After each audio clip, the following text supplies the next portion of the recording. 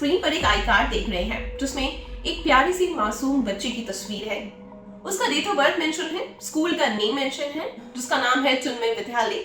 उसके पेरेंट्स का नाम भी लिखा हुआ है और फोन नंबर भी मेंशन है। ब्लड ग्रुप भी मेंशन है। इस बच्चे का नाम है प्रिंस। जी हाँ, ये अब इस दुनिया में नहीं रहा। हर माँ बाप अपने बच्चे को छोटे से ही आजकल स्कूल भेजना शुरू कर देता है ताकि वो कुछ खेले कूदे, कुछ सीखे और लाइफ में आगे बढ़े। लेकिन अगर उसकी मौत हो जाए, वो भी स्कूल में, स्कूल वालों की गलती की वजह से, तो क्या आप भी इतने एक्साइटेड होंगे आगे से अपने छोटे से मासूम बच्चे को स्कूल भेजने के लिए? पहले के समय में ऐसा कुछ नहीं होता था। बच्चा स्कूल हो, घर हो या कहीं बाहर हो या किसी रिश्तेदार के साथ हो, हर जगह सेफ होता था। आज के समय में अगर मैं आपसे ये कहूँ कि बड़े लोगों में गुस्सा है तो ये कहना गलत होगा, क्योंकि आज के समय में जो जनरेशन है, चाहे वो छोटी है, उसके दिल में भी बहुत गुस्सा है। और ऐसे ही किसी गुस्से का शिकार हुआ है ये मासूम सा छोटा बच्चा। 3 नवंबर 2012 यानी 2012 जो है इसकी डेट ऑफ बर्थ है, जैसा कि आप देख पा रहे हैं। चिन्मय विद्यालय, वसंत विहार, न्यू दिल्ली में ये बच्चा स्कूल जाता था और एक दिन पुलिस को यानी खबर मिलती है अस्पताल से कि ये बच्चा डेड पाया गया है और कुछ चीजें अटपटी लग रही हैं, तो उसकी जांच की जाए।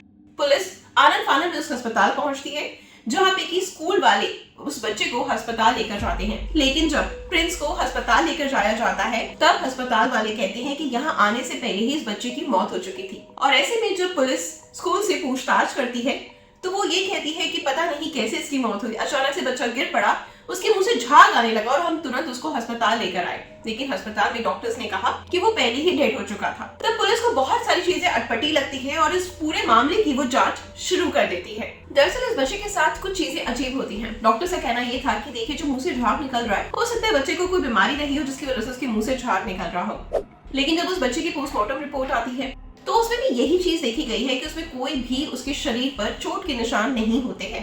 यानी उसके शरीर से आप बिल्कुल भी जज नहीं कर सकते कि किसी ने उसको पीटा है या मारा है जिसकी वजह से उसके मुंह से झाग निकला है। तो आखिरकार बड़ा सवाल ये खड़ा होता है कि प्रिंस की मौत कैसे होती है। इसके बाद क्या करती है पुलिस कि ये जो प्रिंस होता है उसकी पूरी कुंडली खंगालना स्टार्ट करती है कि उसका बैकग्राउंड क्या है, कैसे उसने एडमिशन लिया, उसके पेरेंट्स क्या करते हैं, सारी इन्वेस्टिगेशन स्टार्ट करती है। जिसमें सामने आता है कि जो उसके पिता होते हैं, जो प्रिंस के पिता है, वो प्लम्बिंग का काम करते हैं और थोड़े से मतलब नॉर्मल फैमिली से होते हैं, बिलोंग करते हैं। इसलिए जो उनके पिता का मकसद था वो यही था कि उनके जो दोनों बच्चे हैं वो एक अच्छे स्कूल में पढ़ाई लिखाई करें। इस सिलसिले में जो प्रिंस का बड़ा भाई है उसको भी किसी अच्छे स्कूल में डालते हैं और प्रिंस का स्कूल में एडमिशन करवा देते हैं।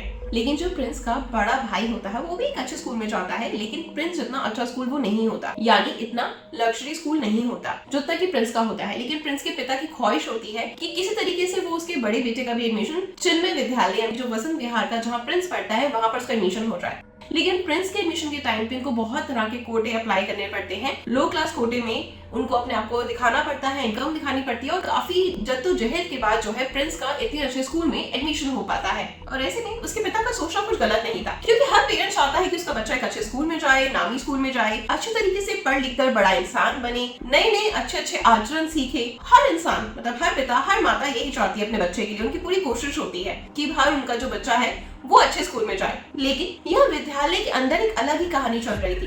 दरअसल जो प्रिंस है वो बहुत होनहार था, पढ़ाई में लिखाई में बहुत अच्छा था। वह अपनी क्लास में फुटबॉल टीम का कैप्टन भी रह चुका था और कई स्कूलों में उसने जाकर अपने स्कूल को रिप्रेजेंट भी किया था। जिस तरीके से ये खबर छन कर सामने आई है, वो फुटबॉल टीम का कैप्टन भी रह चुका है, एक होनहार स्टूडेंट जिसकी फैमिली बैकग्राउंड थोड़ी सी इकोनॉमिकली वीक थी, लेकिन पढ़ाई में अच्छा था, खेल में अच्छा था। उसकी मौत हो जाना अपने आप में एक तमाम बड़े सवाल खड़े करती है। उस बच्चे की मौत कैसे हो गई? क्योंकि बॉडी पे कोई एक्सटर्नल इंजरी नहीं थी, मुंह से महज झाग निकल रहा था और झाग को भी डॉक्टर का कहना था कि शायद उसे पहले कोई बीमारी रही होगी, इसके कारण उसके मुंह से झाग निकल रहा है। इनके माता पिता से बातचीत की तो हमें पता लगा कि पिता का ये कहना था कि पिछली अगर आप रिकॉर्ड को खंगाल कर देखें तो कभी भी प्रिंस के ऊपर कोई भी ऐसी उसकी मेडिकल हिस्ट्री नहीं मिलेगी। जिस तरीके से डॉक्टर्स बता रहे हैं उसे कोई मेडिकल हिस्ट्री थी ही नहीं जिसकी वजह से उसके मुंह से झाग निकले। पिता का ये भी कहना है कि सुबह जब उन्होंने प्रिंस को स्कूल छोड़ा तब वो बिल्कुल फिट एंड फाइन था। तो स्कूल के अंदर ऐसा क्या हुआ कि अचानक से उसकी हेल्थ बिगड़ जाती है और डॉक्टर साहब कहते हैं कि पुरानी हिस्ट्री रही होगी, इस वजह से उसके मुंह से झाग निकल रहा है। दरअसल पुलिस तमाम सीसीटीवी फुटेज खंगालती है। सीसीटीवी फुटेज एक अहम सबूत होता है, हर एक केस को सुलझाने के लिए एक अहम भूमिका निभाता है। जिससे पहले दबी जुबान पर कहा जा रहा था कि जिस तरीके से स्कूल ने पेरेंट्स को फोन करके कहा कि आपके बच्चे ने मार पिटाई करी है और उससे चोट लगी है, और जब पुलिस इस एंगल से खंगाल रही थी। तब पता लगता है पुलिस को कि जिस तरीके से स्कूल में प्रार्थना सभा होती है, एक असेंबली ग्राउंड होता है जहाँ पर तमाम जो स्कूल के बच्चे हैं वो मॉर्निंग प्रेयर्स के लिए, सुबह की प्रार्थना के लिए नीचे आते हैं और प्रार्थना करते हैं। उसी सिलसिले में जब प्रिंस अपनी क्लास से निकलकर नीचे की ओर जा रहा था, तभी असेंबली ग्राउंड में जब वो जा रहा था असेंबली करने के लिए, तो उसका कंधा एक बच्चे से टकराया और उसने कहा माफ कीजिएगा। उसके बारे में ज्यादा जानकारी नहीं दे सकते, लेकिन ये जरूर बता सकते हैं कि असल में उस वक्त क्या हुआ था। तो पता चलता है कि प्रिंस जब असेंबली ग्राउंड के लिए निकल रहा था, तब उसका कंधा एक स्टूडेंट के साथ टकराता है। उसकी हम उम्र का था, गुस्सा इतना ज्यादा बढ़ता है कि वो जो बच्चा है जो सामने जिसके उसका कंधा टकराया था, वो उसकी पिटाई कर देता है और कुछ इस तरीके से करता है। बकायदा सीसीटीवी फुटेज में उस बच्चे ने प्रिंस का गला दबा रखा है और उसे पीट रहा है। यहाँ तक कि उसके फेस पर भी कई चोटें हैं। उसे मारने की कोशिश की गई है ऐसा लग रहा है। उसके फेस पर वो मारी जा रहा है, जिसके बाद उसकी हालत खराब हो जाती है और उसको फिर नीचे लेकर जाया जाता है। कुछ बच्चे थे जिन्होंने ये सारी चीजें देखी थी, लेकिन पुलिस हर एक बच्चे से पूछताछ कर रही है और जानना समझना चाह रही है कि इस बच्चे ने कोई पुरानी खुंदक या कोई झगड़े को निपटाने के लिए प्रिंस को मारा तो नहीं। प्रिंस और उस बच्चे की पहले भी कोई ऐसा झगड़ा हो चुका है जिसकी वजह से उस बच्चे ने इतना ज्यादा गुस्सा प्रिंस के ऊपर निकाला। कंधा टकराता है। जो नॉर्मली इंसान जो भागता है तो बच्चों को लगती रहती है, गिरते रहते हैं, दूसरे की वजह से भी लग जाती है, लेकिन ऐसे में इतना ज्यादा गुस्सा उस बच्चे के सर पर सवार था कि उसने उसको मौत के घाट उतार दिया। क्या ये सही है?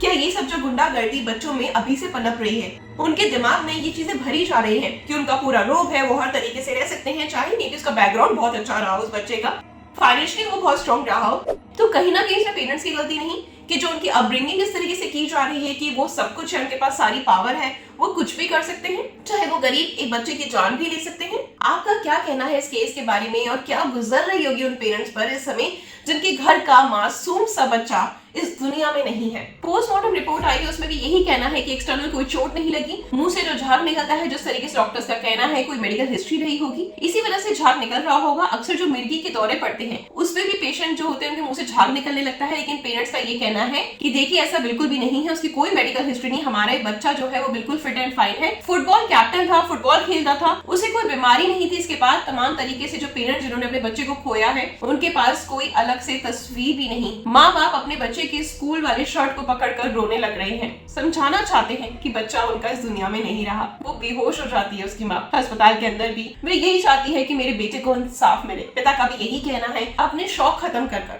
अपने आप को बहुत स्ट्रगल करवाकर अपने बच्चों को पढ़ाता लिखाता है ताकि उनका बच्चा वो हर मुकाम हासिल कर सके जो शायद कहीं ना कहीं वो रह गए थे या उनसे चूक हो गई थी, है ना। लेकिन उनको नहीं पता था उनका इतना एफर्ट करना, इतने अच्छे स्कूल में भेजना आज उनके बच्चे की मौत का कारण बन जाएगा। शायद वो आज इस दिन को कहीं ना कहीं जाकर ब्लेसिंग्स देंगे अपने आप को कि उन्होंने अपने बड़े बेटे का एडमिशन नहीं करवाया, तो क्या पता उनके दोनों बेटों के साथ ये होता। आज कम से कम उनके पास उनका एक बेटा तो सही सलामत है। और बस वो रोते बिलखते यही बता रहे हैं, हर किसी को बता रहे हैं कि उनका बच्चा बहुत होनहार था, बहुत तरक्की भी करने वाला था और उनका छोटा सा बच्चा हमेशा यही कहा करता था, जब मैं पढ़ लिख लूंगा तो पापा मम्मी मैं एक बहुत बड़ी कार लूंगा और इस पूरी गली में हर किसी को वो कार दिखाऊंगा। प्रिंस ने अपने माता पिता से ये भी कहा था कि आने वाले वक्त में मैं आपको एक अच्छा घर लेकर दूंगा, बहुत सारी चीजें दूंगा। लेकिन जैसे ही उसके पेरेंट्स के सामने उसकी मौत की खबर आती है, पेरेंट्स के होश उड़ जाते हैं, उनके पैरों तले जमीन खिसक जाती है। उन्हें समझ में नहीं आता कि जिस बच्चे ने सुबह नाश्ता किया, तैयार करके भेजा, जैसे कपड़े बना के भेजे और सुबह 10:30 बजते ही उनको ये खबर आती है कि जो उनका बेटा है वो इस दुनिया में नहीं रहा, बच्चे के सपने थे। क्या लड़ाई झगड़ा हुआ कि बच्चे की ऑन द स्पॉट डेथ हो गई। हमने एक शिक्षा विभाग की तरफ से इंक्वायरी इंस्टीट्यूट करी है कि अगर स्कूल की तरफ से किसी भी प्रकार की लापरवाही हुई है तो स्कूल पर सख्त से सख्त कार्रवाई करी जाएगी। लेकिन ये भी बहुत चिंता का मुद्दा है कि आज के दिन में दिल्ली शहर में हिंसा का, क्राइम का, लड़ाई झगड़े का ऐसा माहौल हो गया है कि उस माहौल का असर अब हमारे बच्चों पे भी पड़ रहा है। कैसा हमने वायलेंस का माहौल अपने समाज में पैदा कर लिया है कि 6ठी क्लास में पढ़ने वाले बच्चे एक दूसरे पे ऐसी हिंसा कर देते हैं कि किसी बच्चे की जान चली जाती है।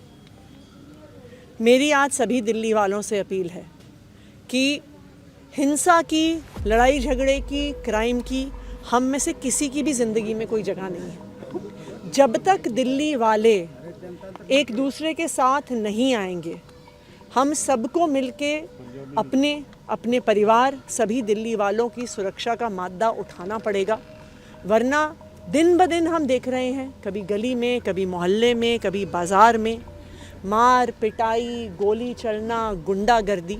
अब हिंसा की और क्राइम की इस शहर में हर इंतहा पार हो गई है। मैम परिवार ये क्या घटना को भी आप लॉ एंड ऑर्डर से जोड़ के देख रही हैं। देखिए, जब किसी समाज में, जब किसी शहर में हिंसा का ऐसा माहौल हो जाता है, जो हमारे बच्चे हैं वो भी तो इसे ही देख रहे हैं। वो रोज़ टीवी खोलते हैं, वो रोज़ न्यूज़पेपर में देखते हैं, रोज़ क्या खबर आती है कि पंचशील पार्क में किसी का मर्डर हो गया, राजौरी गार्डन में गोलियां चल गईं, कहीं पे उगाही हो रही है, कहीं पे मार पिटाई हो रही है। जब पूरे समाज में लॉ एंड ऑर्डर का ब्रेकडाउन है, जब पूरे समाज में रोज़ टीवी पे, रोज़ न्यूज़पेपर पे, हर जगह सिर्फ वायलेंस की और क्राइम की ही खबर आती है, तो ऐसी स्थिति का असर हमारे बच्चों पे तो पड़ेगा ही। लेकिन मैं ये भी कहूँगी कि हम एक पूरी इंक्वायरी करेंगे कि अगर स्कूल की गलती है, स्कूल की केयरलेसनेस है, या अगर उसके बाद अस्पताल ले जाने में देरी हुई है, तो जिसकी भी गलती है उन पर सख्त से सख्त कार्रवाई करी जाएगी, किसी को भी बख्शा नहीं जाएगा। परिवार कह रहा है कि झगड़ा हुआ था 6ठी क्लास के बच्चे से, फिर उसका एक बड़ा भाई था, वहाँ पर वो पढ़ता था। तो ये बहुत छोटे बच्चे हैं, पेरेंट्स क्या बता रहे हैं? देखिए, अभी इस पे इंक्वायरी होनी पड़ेगी कि एग्जैक्टली क्या हुआ था। सीसीटीवी फुटेज स्कूल के अंदर की मौजूद है। हमने 2 इंक्वायरीज़ इंस्टीट्यूट करी हैं। एक इंक्वायरी शिक्षा विभाग करेगा ये देखने के लिए कि स्कूल के अंदर क्या घटना घटी। उसके बाद एसडीएम को भी इंक्वायरी के आदेश दिए हैं कि स्कूल के बाद जब अस्पताल लेके जाया गया, अस्पताल से दूसरे हॉस्पिटल लेके जाया गया, तो वहाँ पे किसी प्रकार की लापरवाही तो नहीं हुई है। जिसकी भी गलती है उस पर सख्त से सख्त एक्शन जरूर हो। मैम दिल्ली तो बस मैं आप लोगों को भी यही कहना चाहूंगी कि अपने बच्चे से इतना बॉन्ड बना कर रखें कि अगर कोई इसको स्कूल में तंग कर रहा है, परेशान कर रहा है, या जो उसकी पूरे दिन की दिनचर्या है, वो आपसे आके डिस्कस करें। क्योंकि मे बी हमारे बच्चे जो होते हैं, कई बार उनको हम इतना डरा देते हैं, धमका देते हैं कि वो अपने स्कूल का पूरे दिन का शेड्यूल हमसे शेयर नहीं करते, और ऐसे में हम जान ही नहीं पाते कि उनको स्कूल में क्या तकलीफ है, या कभी हम उनके सुनते ही नहीं है, अपने में बिजी रहते हैं। तो ये चीजें बहुत ज्यादा जरूरी है अगर आप चाहते हैं कि आपका बच्चा सेफ रहे, उसकी जान जोखिम में ना आए, और आपका बच्चा आगे पूरी जिंदगी अपनी अच्छे से संभाल कर जी सके। तो अपने बच्चे के साथ हमेशा ये बॉन्ड बना कर रखें कि वो स्कूल से जब आता है तो आपको सारी बातें डिस्कस करें कि उसके साथ क्या हुआ है, कैसे हुआ है, कौन सी चीज उसको परेशान कर रही है, या कोई ऐसा स्टूडेंट तो नहीं जो उसको बहुत ज्यादा तंग कर रहा है। क्योंकि अगर आपको ये सब चीजें पता रहेंगी तो आप पहले से सतर्क रहेंगे, स्कूल वालों से कांटेक्ट कर सकेंगे, कंप्लेन कर सकेंगे, समझा सकेंगे, जो भी आपके बस का होगा। क्योंकि हर पेरेंट्स को इतनी नॉलेज होती है कि किस तरीके से अपने बच्चे को गाइड करना है, आगे का रास्ता कैसे दिखाना है। तो ये सब चीजें तभी हो पाएंगी जब आपका बच्चा आपसे हर एक छोटी बात शेयर करेगा। आप उससे हंसी मजाक में पूछ सकते हैं, किसी भी तरीके से पूछ सकते हैं कि आज का दिन कैसा रहा, किसने उसको तंग तो नहीं करा, या मस्ती में कोई फाइट तो नहीं हुई, या हमने किसी को कुछ कहा तो नहीं, या किसने हमें तो कुछ नहीं कहा।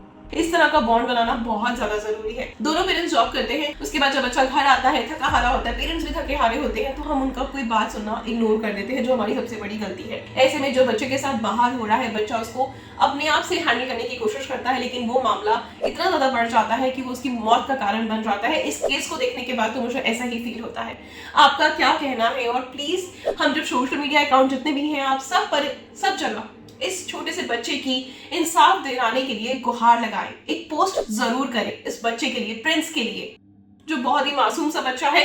आप अगर इस तरह की चीजें शेयर करेंगे और इस तरीके से बच्चे को, एक छोटे बच्चे को इंसाफ दिलाने की कोशिश करेंगे, तो बट ऑब्वियस है कि हमारा देश का हर बच्चा सेफ रहेगा। कल को आप भी पेरेंट्स बनते हैं, आपके भी बच्चे होंगे या भी प्रेजेंट में भी होंगे जो मेरा वीडियो देख रहे हैं, तो प्लीज आवाज उठाएं, सही के लिए आवाज उठाएं। सोशल मीडिया पे हम ढेरों सारी खराब चीजें शेयर करते हैं, ढेरों सारी चीज पॉलिटिकल शेयर करते हैं, लेकिन जो चीज हमारे बस में है हम उसी को शेयर करना बंद कर देते हैं। तो बस आपसे हाथ जोड़ के गुजारिश है कि अगर आप भी प्रिंस को इंसाफ दिलाना चाहते हैं तो प्लीज मेरी इस वीडियो को ज्यादा से ज्यादा शेयर करें, उसके नाम का एक पोस्ट लिखें और उसको इंसाफ दिलाने की कोशिश करें, क्योंकि ये मामला पूरे तरीके से दबाने की कोशिश की जा रही है। क्योंकि स्कूल बहुत बड़ा है, जिस बच्चे ने ये किया है उसके पेरेंट्स का बैक बहुत स्ट्रांग है, तो पैसा खिलाकर हर चीज को दबाया जा सकता है, आप सब जानते हैं। लेकिन हमारा एक पोस्ट शेयर करना, हमारा आवाज उठाना, हर पेरेंट्स का आवाज उठाना बहुत ज्यादा जरूरी है, खुद के लिए और खुद के बच्चे की सेफ्टी के लिए।